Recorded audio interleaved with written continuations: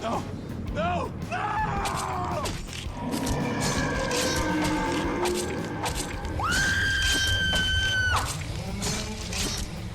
Horror Pop Extravaganza. What is up, all of you beautiful souls out there in the world? I'm talking to you. You right there. I see you. I am talking to you, and we are so happy you are here.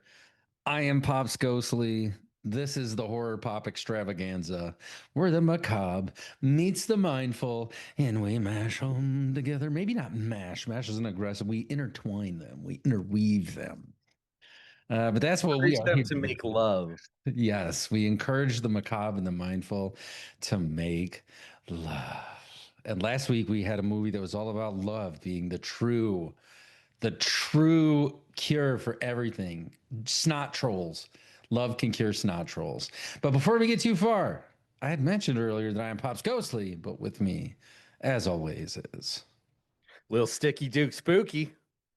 oh.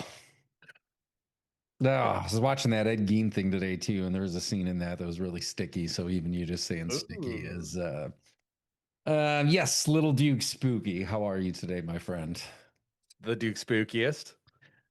Our last week Let's we talk about it. talked Ernest. It was fun. We had a great time with Ernest Scared Stupid. Might have been my favorite episode. I don't know. I mean, it was your first 5.5 ever, I think. It was, yeah. It took Jim Varney to get a 5.5 out of you. Yeah, and I don't know what it's going to take to get another one either.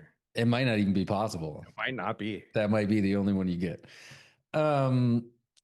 This lighthearted. We said let's kick off the Halloween season with something a little more lighthearted, a little more fun, family friendly, comedy, horror, all that good stuff. This week is not lighthearted. No, not at all. No. I'm really excited to see how you responded to this movie because rewatching it even this time, and this is something that I've seen, I mean, probably a couple dozen times now since I saw it the first time. Every Halloween season, Shane and I will probably watch it once or twice.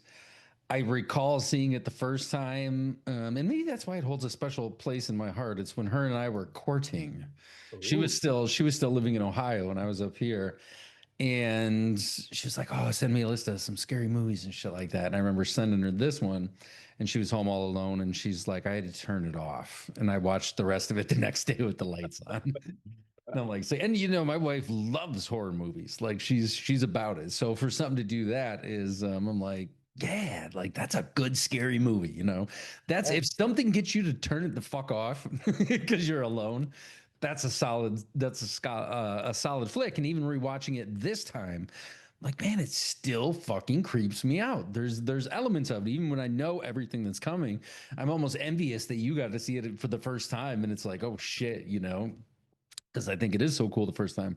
And if you tuned in last week, we are talking about Hell House LLC. Hell House LLC.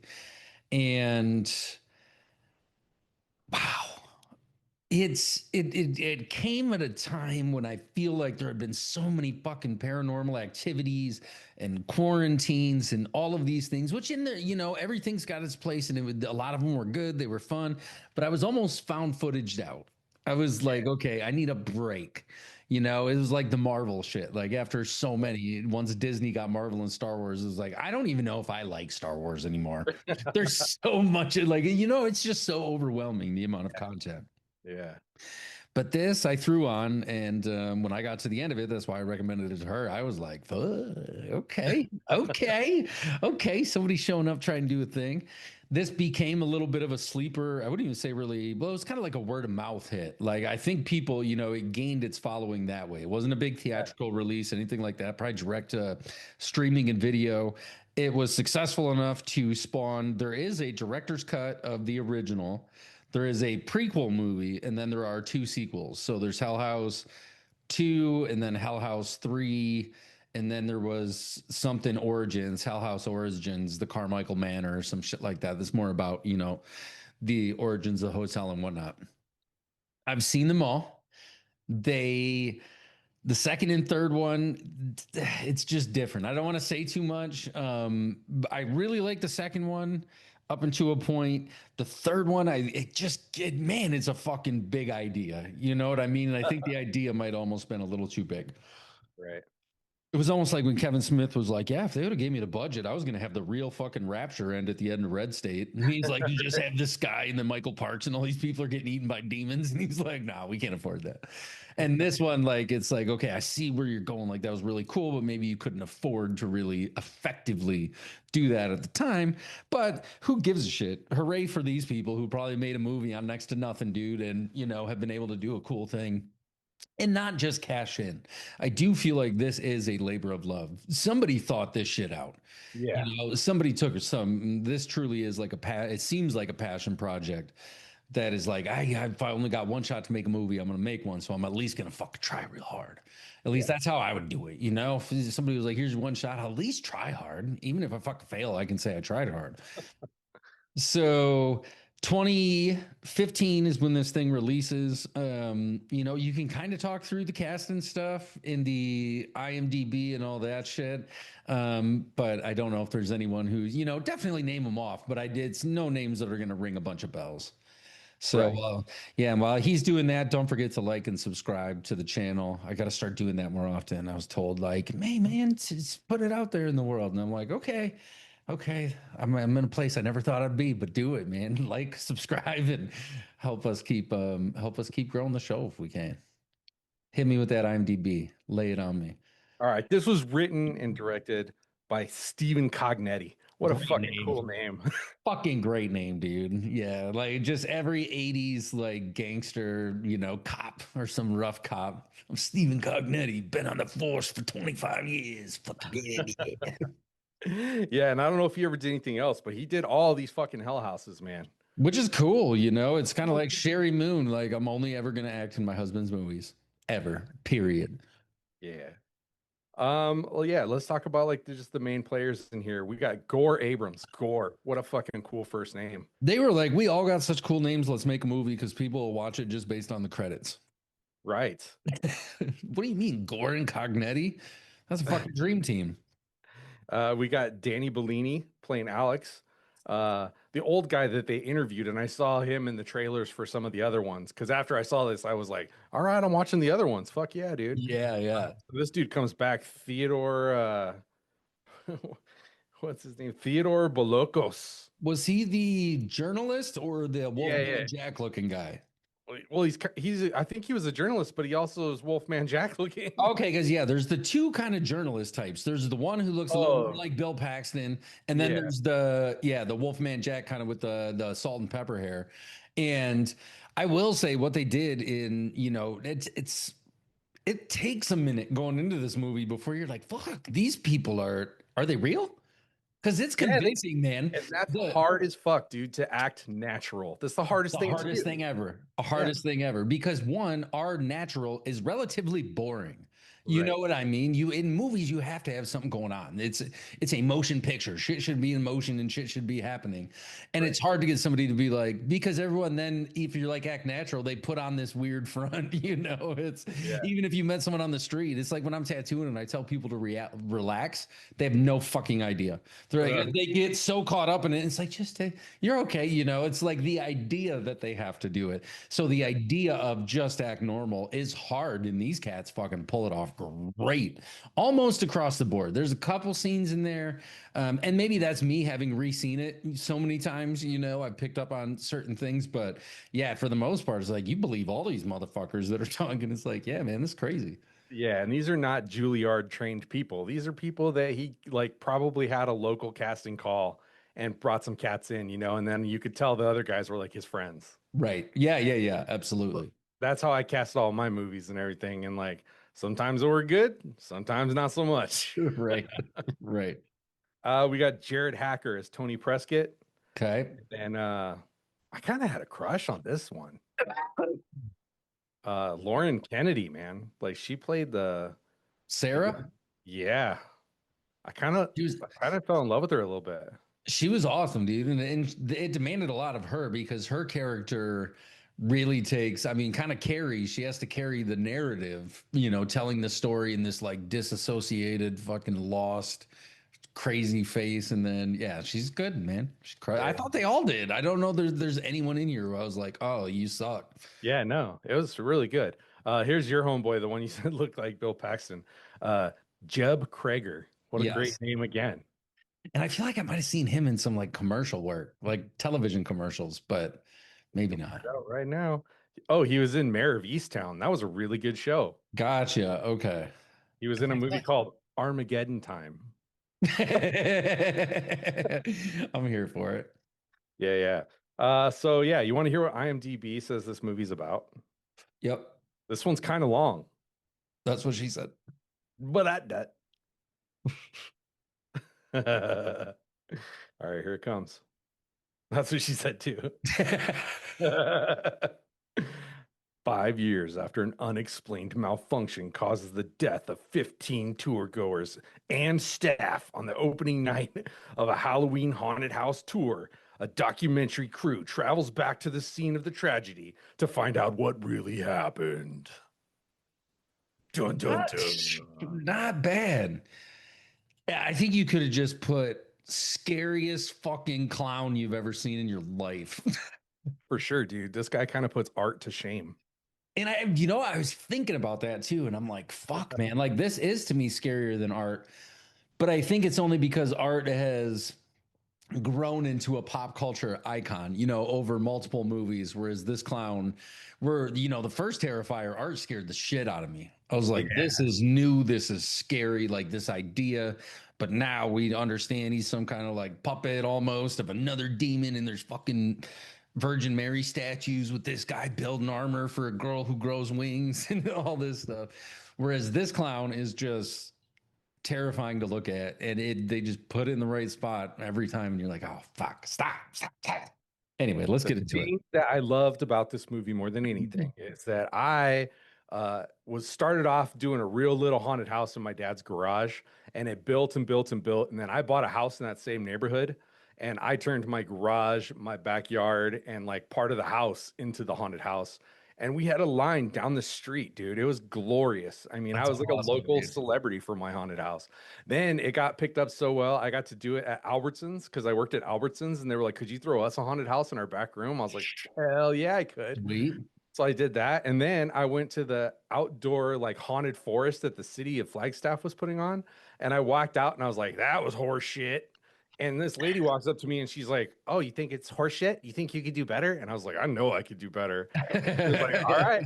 She's like, "Give me your phone number because we always need people." And so she called me up, dude, and I wound up running the entire thing. Like I put the whole thing together. I got to hire all the actors, do all the rooms and everything. Yeah, it was baller. And I freaking have hung up on my wall, dude. I have like a certificate from the city of Flagstaff that thanks me for my service in the Halloween haunt. Yes. Yeah, Yeah. glorious, dude. And that's just this movie felt like building a haunted house. You know, Yes. you could feel all those, you could smell the smells, dude, of the musty old clothes and the fake blood and the And plastic. wherever they got this, this hotel is fucking money, dude. It's just a movie waiting to happen. And who knows how much they had to bring in, outside all the dead things and stuff like that. But some of it might have just been there. Yeah. And we open up though, and you're right. I've worked a couple haunted houses being an actor and stuff, and it does. It feels like that, okay, let's get ready. But before we even get there, we open up with some kind of Blair Witchy title cards over some music, like, this is the story of the Abaddon Hotel. As you mentioned in the IMDb, there was a tragedy there. We don't know exactly what happened. And then we start getting interlays of the journalists. One's a journalist, one's an author. I think one was there maybe when this stuff happened. And we get YouTube video that's like, hey, this was from the scene. And we see the haunted house.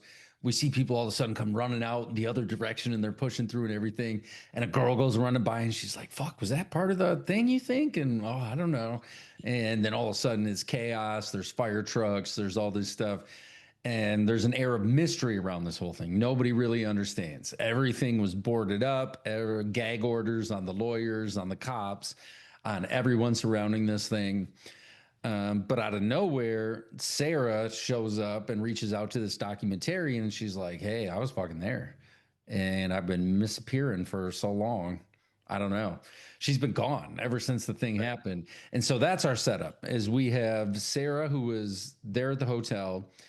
And I think Diane is the name of the investigative journalist or investigative reporter who's trying to get more on the story. But we get these journalists. The one journalist, he's like, yeah, fucking, I broke in and shit. Like, I had to go see it. Nobody would let us know what was going on. And the tension they build is like, oh, I looked at the basement. Like, I stuck my camera around the corner and took a picture. And then we get the pictures, we get to see the different things that are happening. And they build this awesome case that this tragedy happened and there's a huge mystery around exactly what happened. We have some YouTube videos. That's about it. We have anecdotal testimony from different people. We know that certain individuals have gone missing and that the kids who were going to put the thing on are dead. We know that for sure. Now we go back to Sarah and she's like, Diane's like, well, tell me, what the fuck happened? Where you been? And she's like, and this girl kills it. She's just playing this. Yeah. She looks different in these interview shots than she does when they come back to her before. So different. And it's something so minor, it's just like her eyes are dead. Right. Yeah, totally. Yeah, like her soul is gone. Yeah. And Diane's like, what happened? And she's like, well, I could tell you, or I got a fucking bag full of tapes. You want to see what happened? Dude, even those tapes brought me back, dude. Those old high 8 tapes, dude. I've made so many movies on those. I remember making movies on the little, what were the little mini tapes when those first came off that came out that fit into the bigger tape and that you would put in your VCR? Yeah, dude. Yeah. And you would record from your thing in the little tape and then you'd put in the big tape. And either way, she's like, hey, I got all this stuff. And she's like, okay, cool. Mitchell, why don't you start scrubbing the footage while we do this interview? And let's go back to the beginning. Now that we've got the footage, we can see our gang of Alex is the ringleader. Looks like he could have been Giovanni Ribisi's little brother.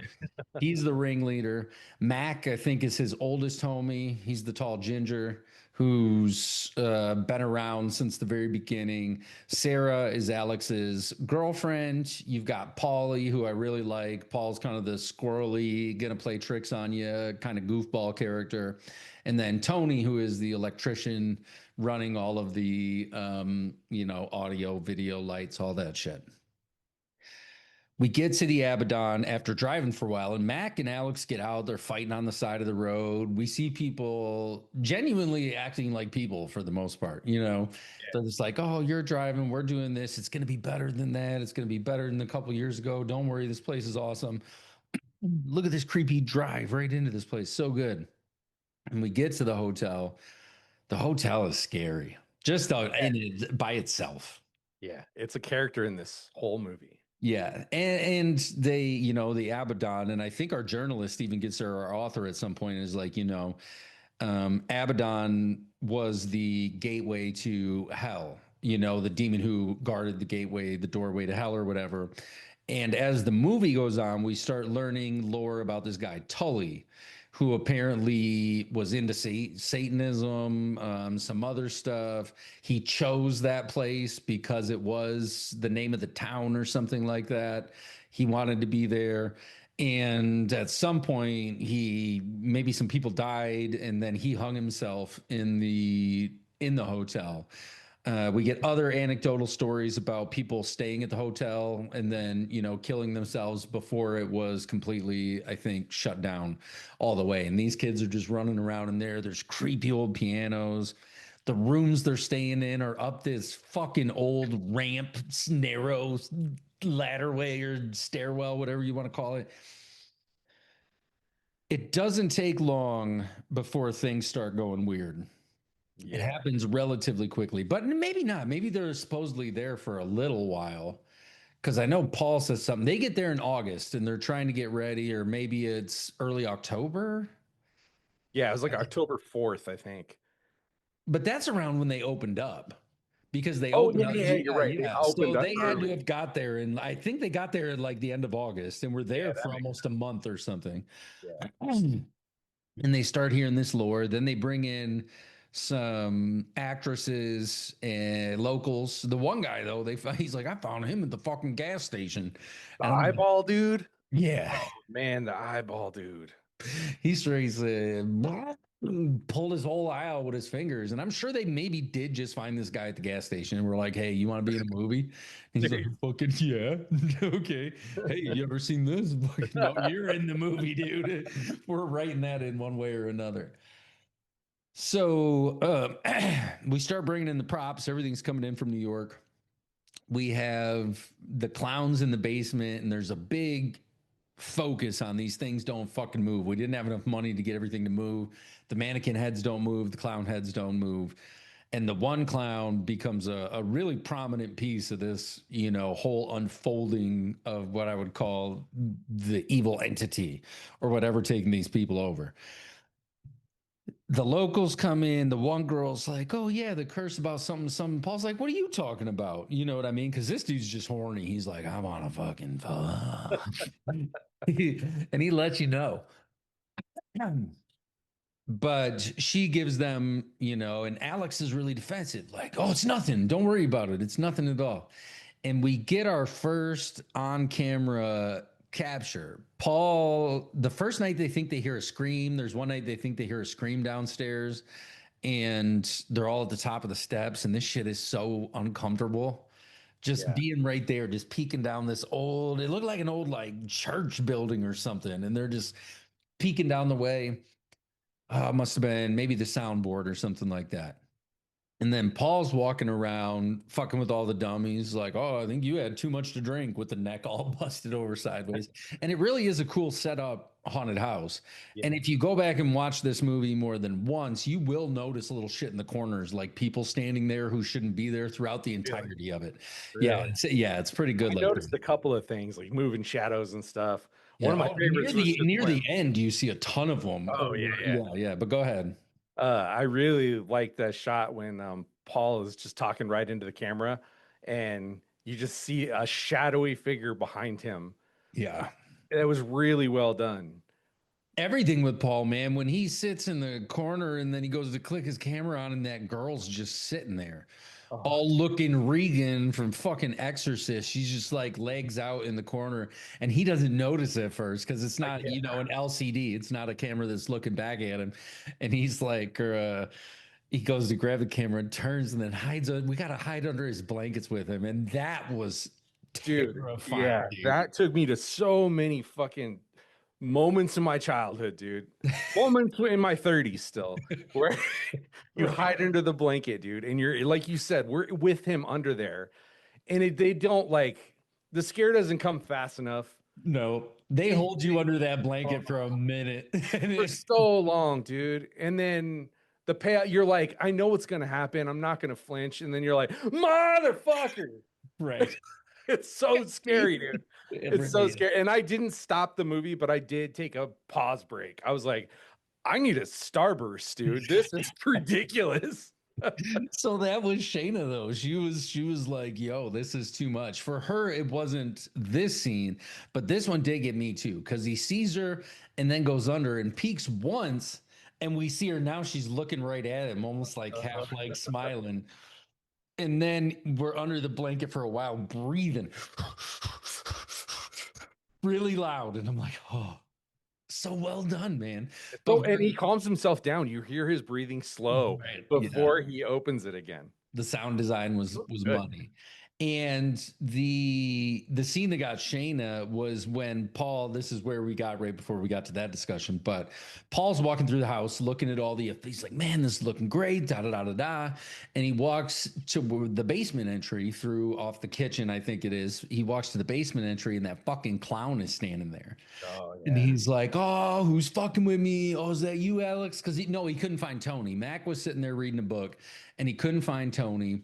There might have already been a little supernatural up to this point, but the fuck clown's just standing there looking straight down into the basement. He even walks and like peeks the camera around, like, "What are you looking at, bro?" Da da da da da. And then when he puts the camera back up, the clown's head is turned sideways, and he's like, "Oh, fuck you, man! Like, fuck you, Tony, fucking with me." And then he goes back into the lounge bar area where the piano's at. And Tony's there with Mac, and he's like, "What the fuck?" He's like, "Fuck you, dude. Fuck you." And they're like, "Oh, fuck, da da da." And he's like, "Nah, this ain't. What the fuck? Who did this?" He tries to present all the footage to them and says, "Hey, look at this shit." And they're like, "You got the history of doing it, fucking Joker. It's on you. We're sure you're doing this. I don't know how you did it, but you're doing this." And he's like, "Fuck you, man. Like, this is fucked. I don't like any of this." And it's not long after that before we see him get got by the woman in his bedroom, and that whole scene is just nightmare fuel. We start to hear and whoever wrote that little ditty, that doon doon doon doon, the piano music is Yeah, scary, scary. dude. We start hearing that throughout the house, and at one point he even comes around, and when they think it's Paul. So Tony and Mac start seeing all kinds of crazy shit. I think they leave Sarah maybe upstairs with Alex one night. We're getting a lot closer to opening now. And they leave Sarah upstairs with Alex, but not after, or not before Sarah was in the cemetery being all weird looking at the tombstone when they're trying to make a commercial for their haunted house. And she we start to see she's sleepwalking and shit and talking in her sleep. This is where that happens. She's down there. They go and find her, and now they hear shit going on all over the place. They're seeing things. They had already seen some weird stuff in the video. I don't know if they actually looked at it, but the phantoms in that strobe video when he was wearing the Oh, GoPro on his head. dude, that fucking got me, dude. And that's such an easy thing and effect. You expect it to creep up on you. You know it's gonna get closer, but man, I just for some reason the way the visual was pulled off, I did not they expect it. they did it right, and he even says like, "Yo, how many freaks did we have down here?" And he's like, "Oh, we got three." And he's like, "What do you mean three?" Like, no, no, no, no, no, no. But I don't know if they actually got to that footage, because after they run around, they're in the house. The fucking clowns are moving. There's other shit in the piano. Hector, they call him, is sitting there at the piano, and he's diddling on it. And they sneak around the corner thinking it's Paul, and it's just Hector. And then he turns around, and it's like dun dun dun dun. And you're like, fuck. And he turns around. So they take off running. They're in the basement. There's all kinds of shit going on. They end up in a deep freezer, an old deep freezer, and the dude looks, and all the clown heads are turned, fucking looking at him. Yeah. And then he's like, "Those fucking heads were turned around the wrong way." And he's like, "No, it was fucking." And then Paul's just sitting there, just all like asleep and shit, not even there. And they're like, "Oh, fuck you, man. It was you the whole time." And I'm like, I don't know if I'd have bought that. No. And like, deuces, bitches. Now, Tony does try to leave.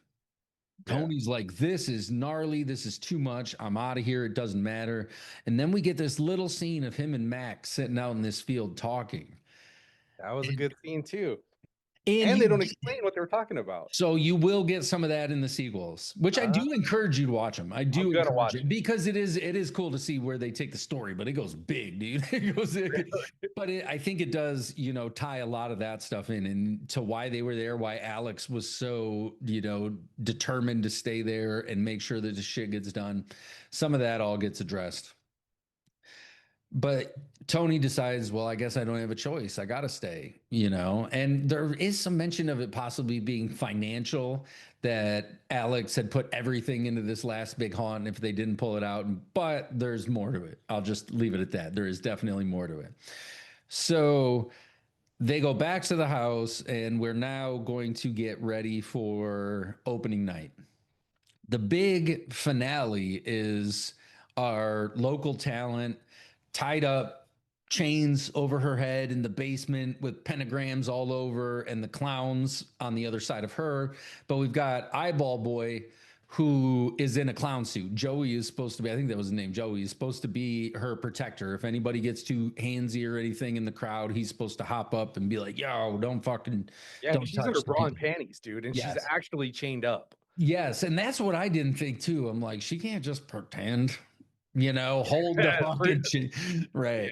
And they're like, "Oh no, it's for authenticity or whatever." I'm Try like, holding your hands above your head for an hour too. right. See how you feel. Like, calm down, Quentin Tarantino. We don't need to see people really getting choked and toes sucked on. But It's so hard for me, dude. I've got because I've watched a lot of Tarantino and I saw Kill Bill's coming back for the whole bloody affair in the theaters, and I think I'm gonna try and catch it. But Yeah. now you go back and watch it and you're like, that's just feeding your own fucking Yeah, dude. His 10th movie is going to be called Footsie, dude. You just wait. You just wait. starring Dustin Hoffman. Just Dustin Hoffman's foot in his mouth the whole time. Um, it's the food I've always wanted. The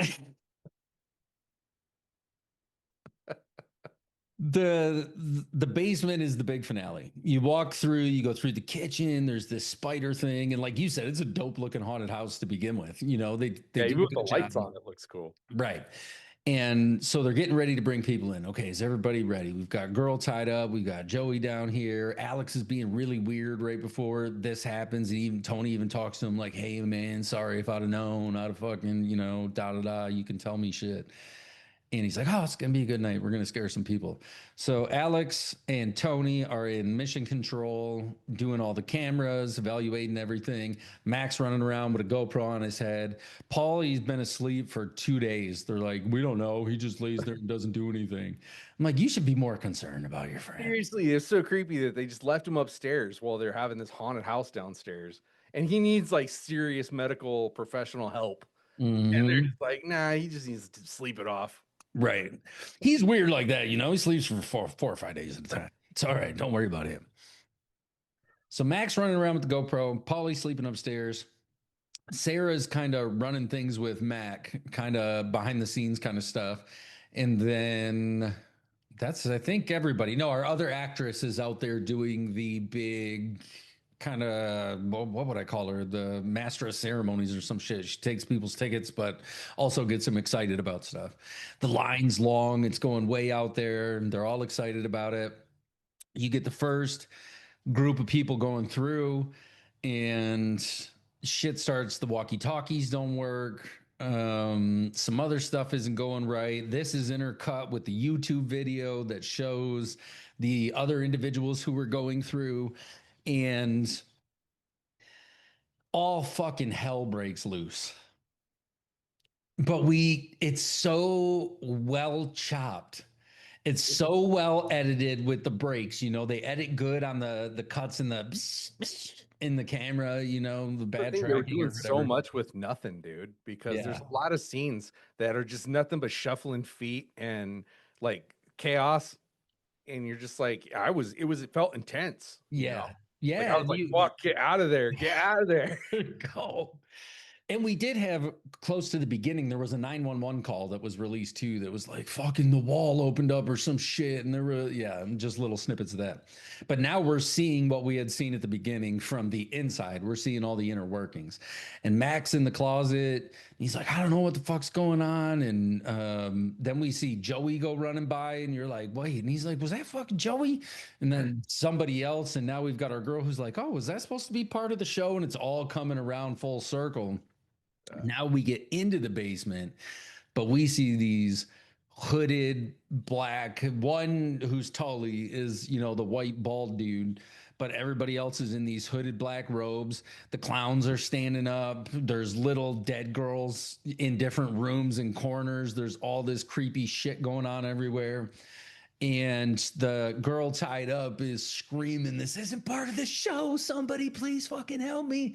And the people are sitting there watching for a while. And then all of a sudden it turns into that stampede, Black Friday type stampede. And Max trying to get people out, like, go this way, go this way, go this way. And he gets some out. And then he gets a few out, and the door shuts in his face and it won't open. Okay, I'll try and get you out this other way. Let's go this way. So they take off and go that way. They start getting people out. But right before all this shit goes down, Sarah gets in the little closet thing with Mac, and she's like, I think I just saw Polly or something. And she's just, something's wrong with her. Like she's done been taken over. Um, and Polly, you do see Polly. I want to say if you pay attention, he's sitting in the dining room area. He's over in the corner at one point. You can see him just kind of hanging out there sitting. Mac, Alex, Tony, everybody's trying to shuffle people out. And then we have Mac running around, seeing all kinds of crazy shit. And I don't remember exactly how everybody. I know we get up to the Sarah's like, come on, we gotta go up to the attic. We gotta go to the attic. And you get up there, and Alex is fucking hanging by his neck, like, "Ah." Yeah, just and then maybe I think that's where somebody, Mac and Tony, or somebody gets just shuffled in by a bunch of people. They get sucked up, and I don't think we really see. I don't remember exactly how they died, but I want to say they get attacked. Like, they just all come at the camera, like, and then all of a sudden it's all swirled up because they do save a couple of crazy deaths for the very end, but it's not before. So you got to remember this whole time, Diane's been talking to Sarah about the stuff that's been going on.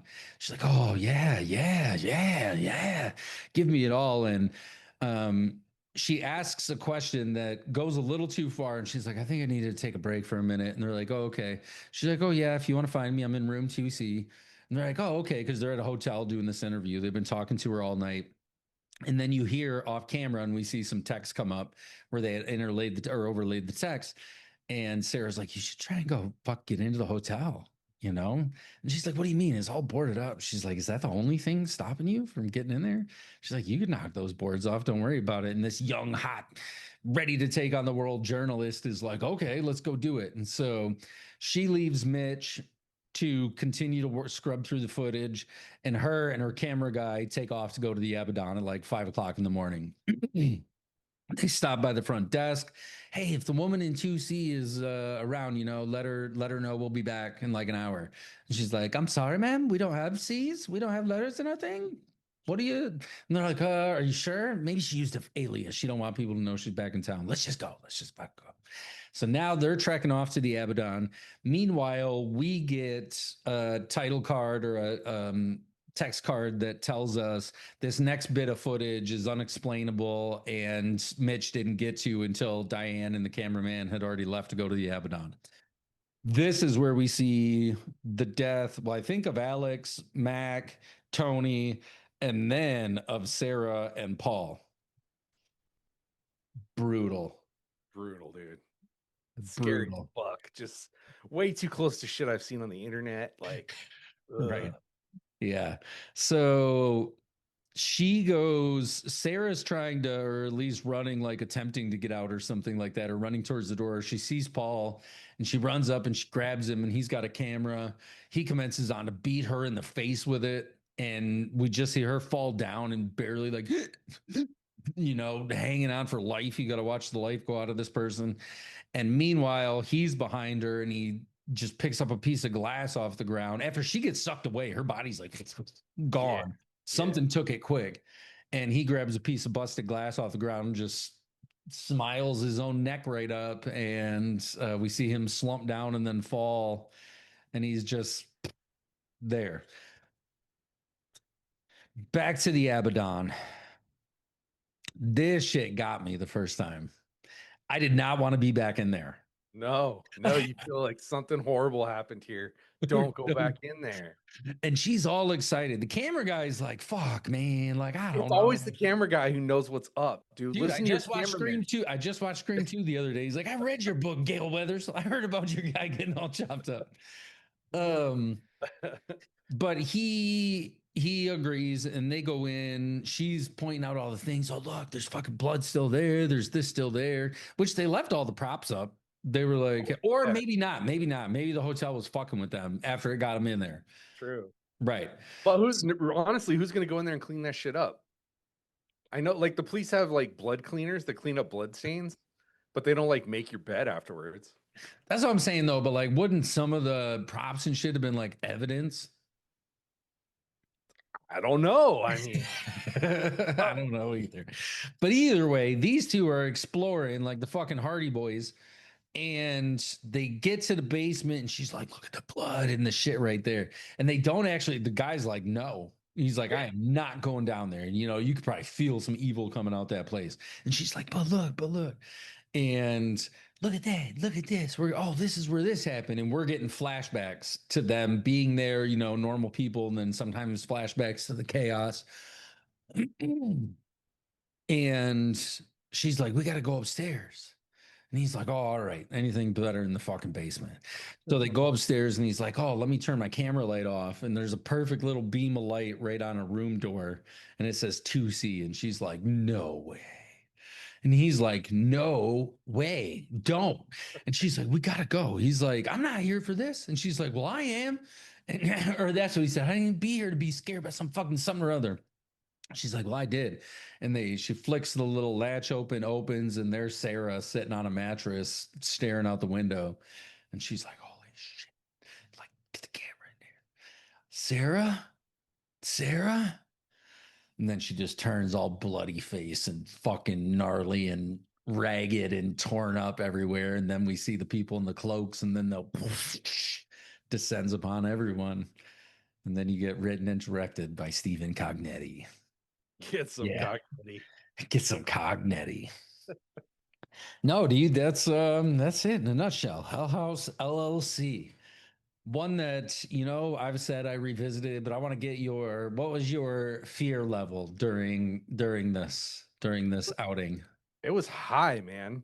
I mean, like I related to it on this, I think, other visceral level because I had done the haunted houses and it just And made movies. and made movies. Yeah, I mean, I've done all this stuff, and it just it was effective, dude. Like I could tell that the budget was low. I could tell that the acting wasn't 100% like professional, like I said, people. Right. But it was good. They got good actors to do what they needed to do. I believed the interviewers, which you never believe interviewers in these kind And of this movies. one you did, dude. I'm Yeah. with you. I remember when the first time I saw it, I was like, is this a fucking real thing or is this like they just had it? They had that Yeah, they had it, docu. man. Yeah. It was good, man. And then I thought what a great idea that these guys use. It's so hard, like found footage and low budget movies. After Blair Witch, after Open Water, you go, why didn't I think of that? Right. It's so easy, but it's really, really hard, and it's hard to find something that sets it on its ear a little bit. And this one does. I feel like it has some great twists at the end. Maybe they went too far, but it creeped me the fuck out, so it was effective. Right. It gave me the chills several times. My nipples were hard through the whole thing, dude.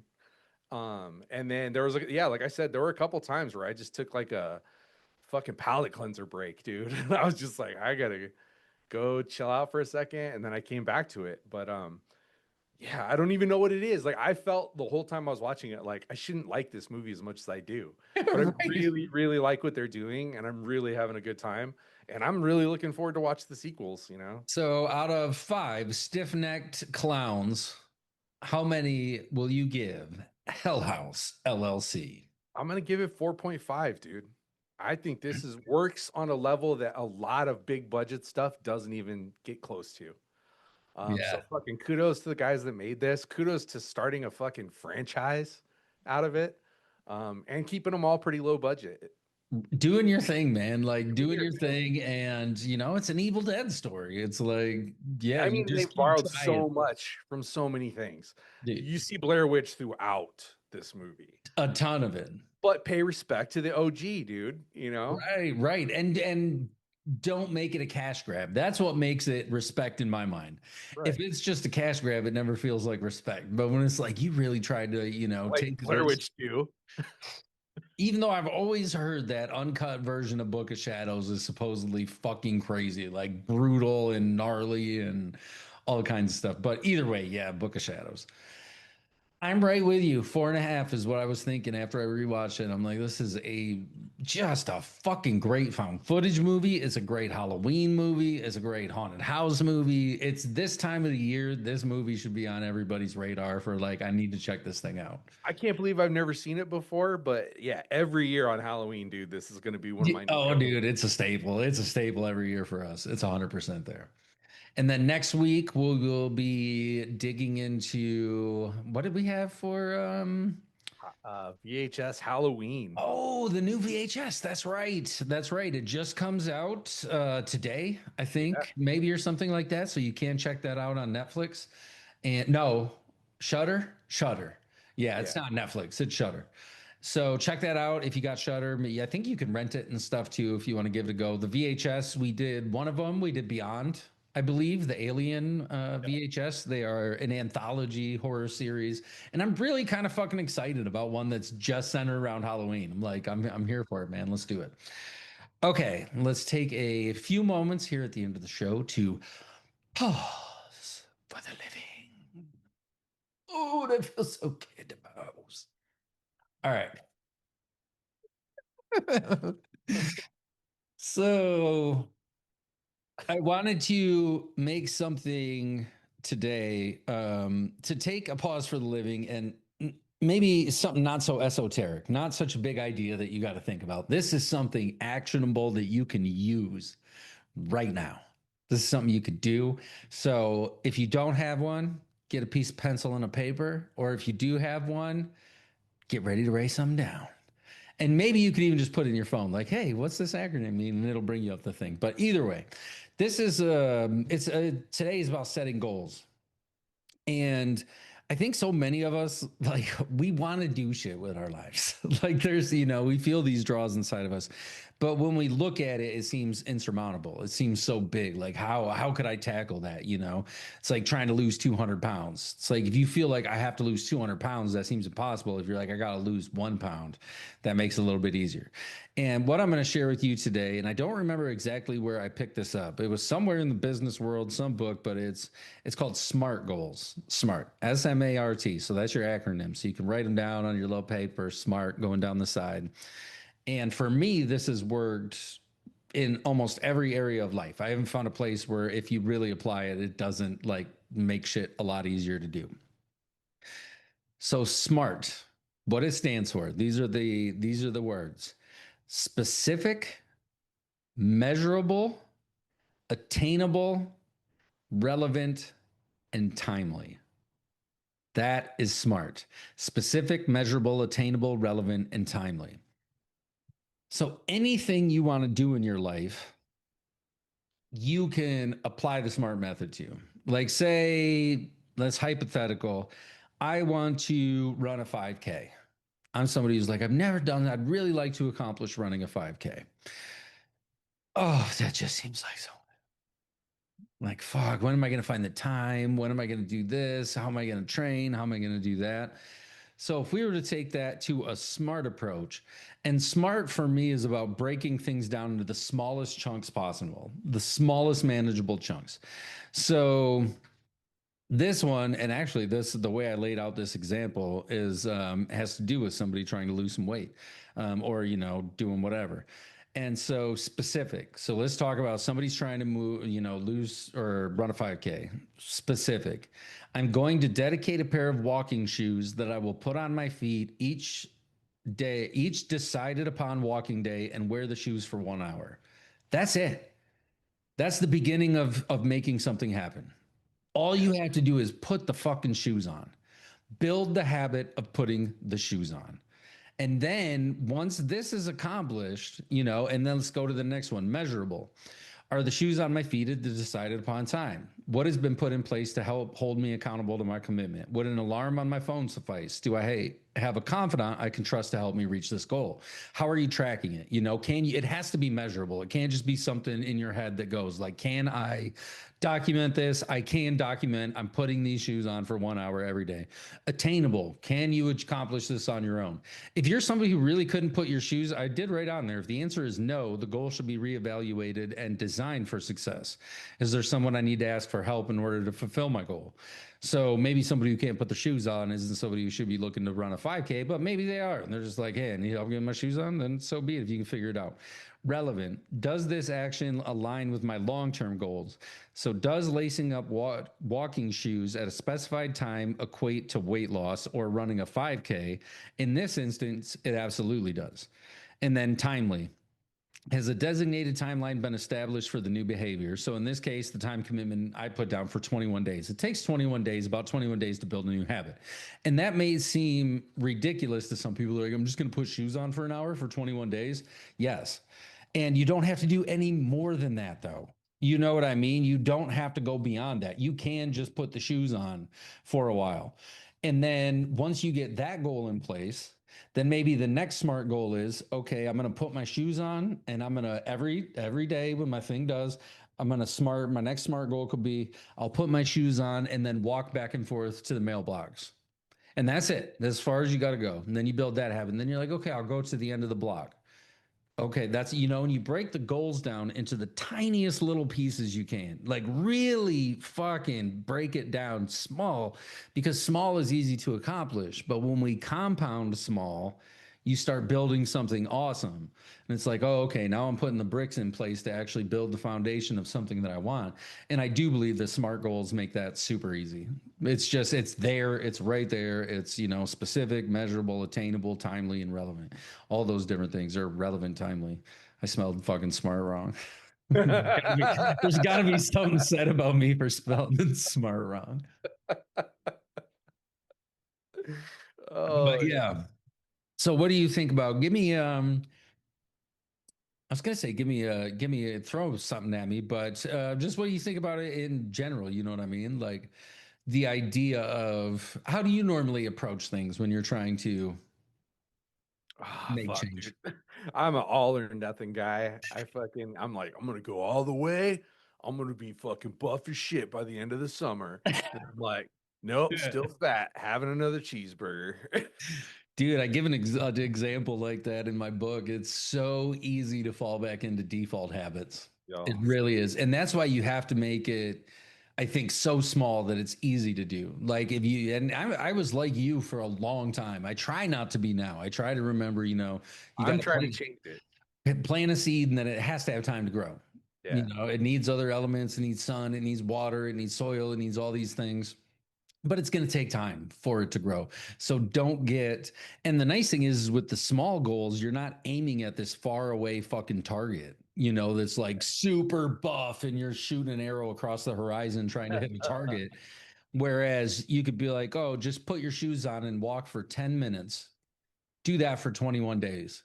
Okay, now, put your shoes on, walk for 10 minutes, maybe do 10 push-ups and 10 fucking lunges at the same time. And then you just build and you build until you have habit routines and you build in a way that's, it's almost like you build a house brick by brick. If you try to just put all the bricks up at once, it would be fucking impossible. It wouldn't work. I tend to think like that, like I look at the end goal and it's so hard or so far away that it would out of fear make me drop out of shit. Yeah. I really spent the last 5 years really going hard at trying to change that and be like, okay, we're not going to be afraid of the end goal because we're not going there yet. We're just going to this next piece. So exactly what you're talking about. And I think there is something to be found in not even looking at the goals, but finding the joy in the actions. But that's a whole nother, that's a whole nother topic. That's a whole nother topic.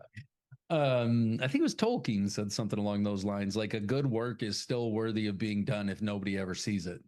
You know what I mean? Like, that's why it took so long for that little dwarf to throw that ring in the fire. he's a fucking hobbit, not a dwarf. 3 movies. I love that Clerks 2 shit, dude, when he makes him fucking puke. So good.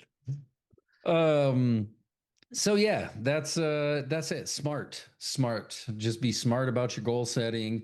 The book is coming along beautifully. I have a fresh off the I know, man. It's really getting there. I've got some worksheets I have to make up that will make it even easier for people. Like I have a SMART goal worksheet that I'm going to make up so somebody can just print it and be like, okay, this is exactly how to fill this thing out with whatever I'm trying to accomplish. But yeah, be smart about your goal setting. And we will talk to you with some VHS Halloween next week. Until then, I've been Pops Ghostly. I'm a little Dirty Duke Spooky. Don't forget to like and subscribe. Love you.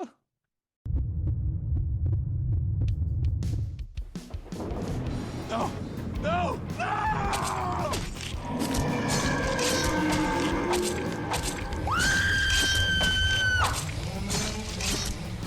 Horror Pop Extravaganza.